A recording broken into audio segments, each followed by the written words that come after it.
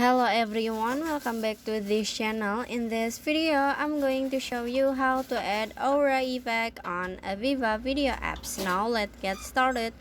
First, open your VivaVideo apps, and after this, in here you just click on the all effect at the bottom.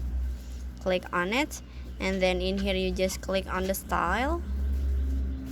And then in here you can swipe until you can see aura.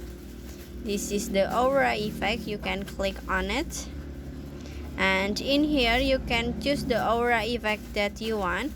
In here you can see aura effect 1 until 6. You can choose your like. In here I wanna try to add aura 2. This is the aura 2, and this is the aura 3. This is the aura 5, and in here I wanna choose to add a 5, so you just click on the 5 and click down in here and finish. So that's how to add aura effect on a VivaVideo apps. I hope you found this video to be helpful.